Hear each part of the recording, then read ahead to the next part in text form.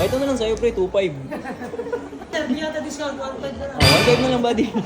Kabibili mo lang, may check ka pa. Yes. What's up? Ayun. Oh, cash to sir ah. Yes po. Oh, nanalo siya, nanalo. Anong negosyo yan? Dropshipping. Guys, si Joven, 21 years old from Paranaque. Yan yung intro natin dyan. And now, nito kami ngayon sa Power Mac Store. Para i-check yung mga available stocks nila na iPhone 17 Pro Max. Tara, samahan natin si Joven. Then guys, sa kasamaang palad, is wala daw pong stocks ngayon ng iPhone 17 Pro Max. Dito yan sa Power Mac SM Bacoor. Now, we're going to another store, gadget store. Eto, andito tayo kay Smart Gadget. Andito sila. What's up guys? What's up? Ayun. Anong brand mabibili niya sir? Oh, cash to sir ah. Yes po. Oh, nanalo siya, nanalo. Ng iPhone 17 Pro Max sana. Wow! Yan. Sakto, dito mas mura.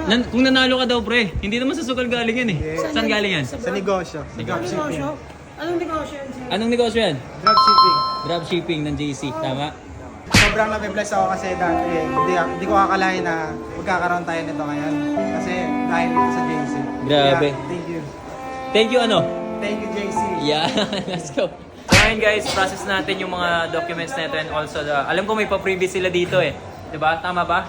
May pa-previous daw, nabanggit kanina eh. Diba? May pa-previous ba? Meron daw pa-previous. Abangan nyo kung ano yon. And once again, sa mga gusto bumili ng iPhone 17 Pro Max, visit nyo lang dito sa Smart. Ano daw? Smart Gadget. Smart Gadget. Okay, sige. Tara, transact natin guys.